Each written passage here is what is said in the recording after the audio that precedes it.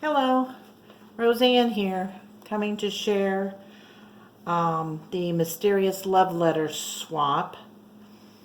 April Reeves at Alternative Junk Journal is hosting this. And to quote April, okay, book magicians, here it is. I have never made one of these type of projects.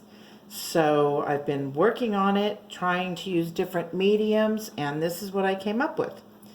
So this is the first envelope, and it's the biggest of 3 that I made. And one is red there, and then this size. And I used upcycled junk mail and recycled items. And I'm doing some extra credit. So I'm giving away some things inside the envelope. I can't resist. I always do this, and I don't expect anything in return, honestly. I have plenty to share, as most of us do, I'm sure, but I really don't need anything. I don't need a thing. So I went to do my best with a love letter, a mysterious love letter. I went creepy. I kind of wanted to make it dark and sad and brokenhearted, but not really show that except through the colors and through some of the items that I put in there that really can be interpreted anyway, and whoever gets these can change it up, do whatever. But they're very grungy, and I struggled with glimmer mist that I put all over the envelopes. But I think I've got it a little bit more under control than it has been. So here we go. Here's the first one. It's got a window here, some stamping, and I put this little image of a lady on each envelope. And then on the back is stamping and grungy and glimmer mist inks, whatever. So inside, April expected us to put some paper that could be written on. So here is my coffee dyed paper. So you can write whatever you'd like in there. I just thought that was a very nice thing there. And this, like I said, is just my own way of expressing heartache, heartbreak. So I grunged this paper up. You could probably still write with the dark pen on it. This is the package here that I put in. Each one of them really has a package similar to this, where I paper clipped. There's a little couple of baubles on there, little dangle. And then I upcycled some things that I had received in a swap before, and that is this little tag. But on the back is the broken heart there. It's really sad, really heartbroken, like mentally broken and heartbroken. And so there's the Queen and the King. And this is the King of Hearts and the Queen of Hearts. And the King is the suicide king. So he's putting the sword right through his head right there. Don't know if anybody knows that, but that I know from playing poker, actually. But so it's just on here with a little wired ribbon in red and gold. And then I added just odd papers from a Asian book. And this one says Dear Max, and there's a letter there that really doesn't have too much to do with anything, but I thought it serves some interest for the letters, the love letters, or the theme, mysterious love letter. So it's kind of mysterious to get something with Oriental writing on it, I guess. But there is a letter there. And it's a book about how to write to your pen pals.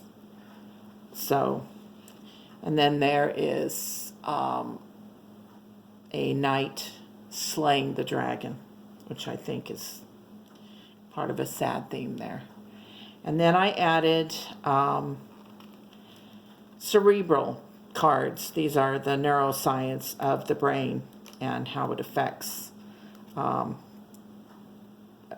different parts of your brain. And I think when you have a heartache, it really goes to your head. It really can be just, that's what begins, is you get the idea you're going to have your heart broken, and then all else fails. Your body, you cry, you weep, you fall to the ground, you can't move. I don't know if you've had broken heart, but I know when I was younger I had a broken heart. So anyway, this first card here, I put a heart stud there, I think it's called. I forget what it's called, but anyway, it's crimped in there. And these are cards, actual systematic neuroscience is this one. And I think I put 3 in each one. So these are just held together by a clip, paper clip. And this one is anatomy of the forebrain. And, you know, it's a little creepy. And we go on to the corticobulbar tract. And I'm sure that's really affected. And I'm not sure why there's that creepy guy there behind the image.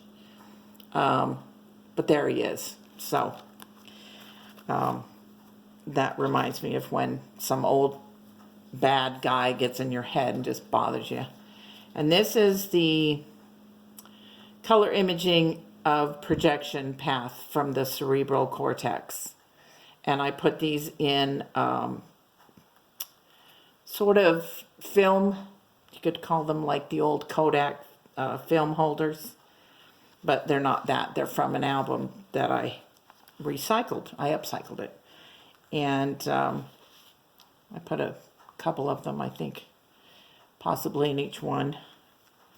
And this is a letter that I printed offline or online, and it's blank on the back and has writing. And it's just an old letter also, just to go along with the mysterious letter theme. And I put a little rose there. And here's a couple more sheets from the Asian book. And each envelope that I made has that. And this is the other envelope. And it also is a window envelope.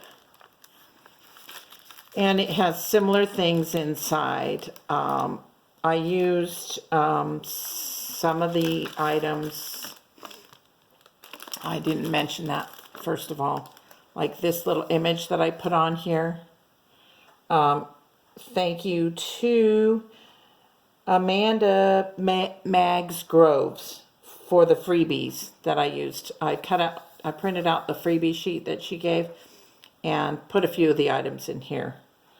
And I'm not going to go through each one, but there's similar things in there.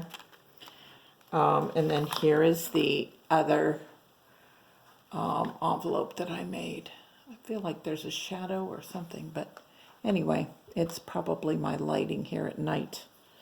So, and I sort of put this as the faux address there. And here's the back of this one. This one has something a little different in it, but you'll get to see all that whenever you get it. So thank you for watching. And again, this is for Alternative Junk Journals.